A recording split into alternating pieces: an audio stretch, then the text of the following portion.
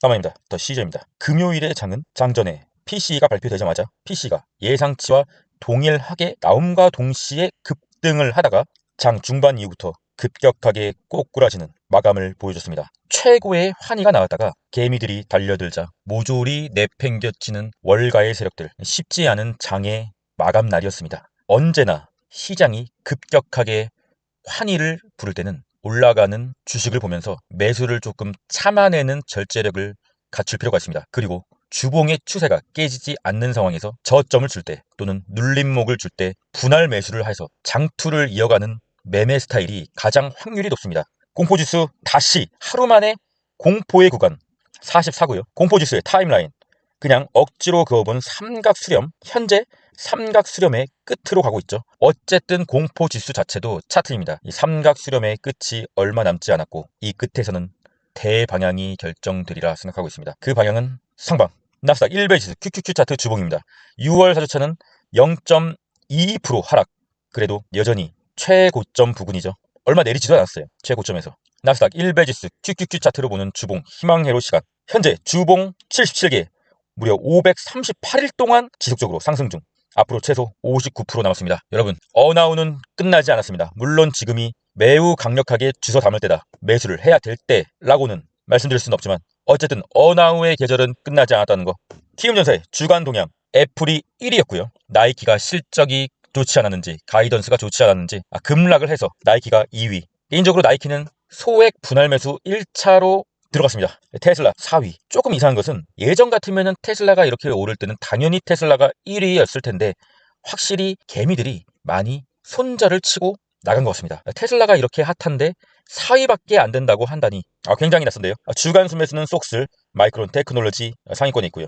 월간 순매수는 당연히 엔비디아, 브로드컴 있습니다. 다음 주 주요일정입니다. 다음 주 월요일에는 홍콩의 휴장 그리고 화요일 한국 CPI, 유럽 CPI 예비치 7월 4일은 안타깝게도 미국의 휴장이네요. FOMC 회의록 발표되고요. 휴장이어도 회의록이 발표가 된다. 눈여겨봐야 됩니다. 근데 별다르게 다음 주는 크게 큰 이슈는 없는 것 같습니다. 푸드옵션 0.69 여전히 엄청난 익스트림 그리드의 상황. 어제 장 초반이 적절한 분할 매도의 타이밍은 어느 정도는 맞았습니다. 하지만 더 시즌은 분할 매도는 하지 않았다. 분할 매도는 이미 저번 주에 한번 했다. 그래서 추가로 분할 매도는 하지 않았다. 이제 눌림목 또는 21선에 나스닥이 위치하게 되면 추매를 하면 했지. 여기서 추가 매도를 할 경우는 더 올랐을 때 여기서 완전 더 올라서 또 상황을 보여줄 때 그때 추가 매도를 한번 하겠습니다. 유로스톡 인덱스 차트 유럽이 금리 인하를 여기서 하고 상당한 하락 마이너스 5, 6%의 하락을 보여주고 기술적인 반등 21선을 터치하고 다시 한번 하락해주는 모습. 유럽이 좋지가 않은 거죠.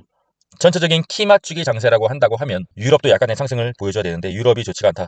환율 추가했습니다. 환율이 상당히 내리긴 했지만 다시 한번 21선 위에 주차를 해줬다는 것은 아직 환율의 상승세가 꺾이지 않았다는 거죠. 네, 국제유가 WTI도 상당히 내렸지만 오르고 내린 것이지 그냥 하락 추세로 내린 게 아닙니다. WTI 국제유가의 추세는 살아있고 저는 금요일 국장의 그 종목 흥구석이죠. 단타에 성공하면서 짭짤하게 또 수익을 챙겼습니다. 국제유가의 차트를 보고 상방 박스권 돌파를 하는 것을 확인하자마자 흥국석유에 들어가서 역시나 세력들이 장난을 치더라고요. 약간의 수익을 적절한 수익을 내고 빠졌습니다. 국장은 단타니까요. US100 CFD 나스닥 지수 차트 일봉입니다. 어제 장 초반에 추세가 상당히 완전 상방으로 올라가다 했더니 마이너스 0.4%까지 하락해주면서 좋지 않은 금요일을 맞이해줬으나 차트상으로 볼 때는 어쨌든 간에 21선 위에 있고 5일선 위에 안착을 했다. 아직은 이 한계 봉으로 인해서 하방 추세로의 전환은 좀 성급하다. 그렇게 말씀드릴 수가 있겠습니다. 엔비디아 5일선, 21선 데드 크로스. 다음 주 초에 엔비디아를 잘 봐야 되는데 엔비디아가 하방으로 내린다면 이 볼린저 밴드 하단에서 브레이크가 걸릴 것 같은 불길한 예감이 듭니다. 그렇다 하더라도 속슬에는 엔비디아만 있는 것은 아니니까 TQQQ, US100 CFD 나스닥 지수 차트와 똑같고요. 상방 저항선 한 80달러까지는 올해는 꼭 갈 거라 생각하고 있습니다. 속슬 의미있게 두 번째 파란색 선을 돌파해서 쾌재를 불렀으나 안타깝게도 내려주는 모습. 그래도 양봉으로 마감해줬다는 것은 상당히 긍정적인 신호고요. 어쨌든 간에 파란색 첫 번째 선과 두 번째 선 사이에서 계속적으로 횡보를 한다. 계속적으로 횡보를 하고 상방으로 틀고 급등. 여기서도 조금의 횡보의 기간을 추가적으로 줘야 될 것 같습니다. 그래도 5일선 위로 주차를 했다는 것은 긍정적이다. 불주 황제에서 귀족 정도로 내려오는 모습. 5일선 위에 있으면 귀족이고 21선에 위에 있으면 평민, 21선 밑으로 내려오고 채널까지 이탈하면 거지 또는 반역자입니다. 현재는 귀족 정도. 볼린저 상단 맞으면 황제. 이제 아시겠죠? 불주 귀족 넘어가도록 하겠습니다. 테슬라. 오늘의 어쩌면 영상의 주인공은 테슬라예요. 테슬라는 일봉이 아니라 주봉입니다. 주봉 초장기 삼각수렴. 이 파란색 선과 빨간색 선 삼각수렴에 도달하는 위치는 내년 5, 6월이죠. 그리고 지금은 그 위에 있다. 중앙선 위에 있다. 제가 이때 계속적으로 말씀드렸어요. 초장기 삼각수렴에 중앙선 밑에 있을 때는 진짜 장투다. 장투라는 마인드로 줍줍을 하면은 언젠가는 양전을 할 수가 있다. 내년 5월 전에는 양전을 할 가격이다. 그리고 저는 매일 한 주씩 샀습니다. 한 주씩이요. 장투니까 너무 많은 물량을 사버리면은 돈이 묶이니까요. 장투로 한 주씩 사고 현재 TSLL, 테슬라 본주, 삼슬라까지 전부 다 양전을 하였죠. 하지만 뭐 그렇게 큰 액수는 아니고요. 어쨌든 간에 차트를 주봉으로 볼 시에 현재 저항대는 200달러 초반, 한 210달러 부근의 일목균형표가 큰 저항으로 자리 잡고 있고요. 만약에 더 올라서 시간이 지나서 더 올라서 내려오고 있는 하방 추세 저항선 터치시 언제가 될지 몰라요. 뭐 이때 터치할 수도 있고 이때 터치할 수도 있고 뭐 언젠간 터치는 하겠죠. 시간이 많이 흐르면요.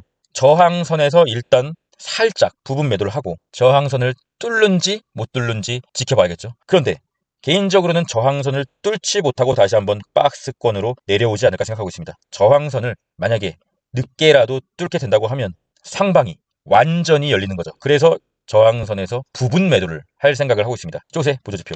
숏은 좀 힘들어요. 뭐 항상 힘들죠. 숏은 상승장에서 숏을 탄다는 것은 단타로 타야 된다는 거죠. 어쨌든 현재는 어쩌면 속스 S 같은 경우는 스토캐스틱 과매수의 상황까지 올라갈 수 있지 않겠느냐, 뭐 그렇게 단기적으로 생각하고 있지만 그래도 숏은 아직은 사지 않았고요. 사더라도 하루 이틀을 보는 단타로 접근할 예정입니다. 키움전사의 ETF 일간수 매수 TMF 올라왔고요. TQQQ, MVDL, FNGU 롱에 상당히 몰리고 있네요. 그래서 금요일에 장 초반에 상승을 반납하고 하락으로 마무리한 게 아닌가 그렇게 생각하고 있습니다. 코인의 공포지수 30. 현재 코인의 상황이 굉장히 안 좋죠. 그리고 코인의 차트를 보면은 제가 파란색 저항선을 옆으로라도 뚫어야 횡보의 채널로 갈 수가 있다. 뭐 그렇게 되지 않습니까? 이래도 더 시저가 차트를 봅니까? 어쨌든 간에 횡보의 차트로 지금 변환되고 있는 모습, 그리고 일목균형표가 위에 강한 저항의 구름으로 자리 잡고 있다. 한 번에 뚫어버리기는 쉽지 않을 것이라 판단이 되나 어쨌든 간에 계속적으로 시도를 할 수가 있다. 코니를 홀딩하고 있습니다. 마라의 차트. 마라는 조금 상황이 괜찮아진 게 상승의 채널로 들어오지는 못하고 있지만 일목균형표는 일단 돌파를 해줬다. 상승의 채널에서 계속적으로 찍고 내려오고 찍고 내려오고 찍고 내려오고 상승의 채널 하단선에서 저항을 받고 있다. 더 시저가 선은 나쁘지 않게 긋는 것 같습니다. 어쨌든 간에 수준으로 상승의 채널 안으로 무조건 빨리 들어와 줘야 돼요. 일단 더 시저는 마라도 홀딩하고 있다. 비트코인의 도미넌스 별다른 이상은 없고요.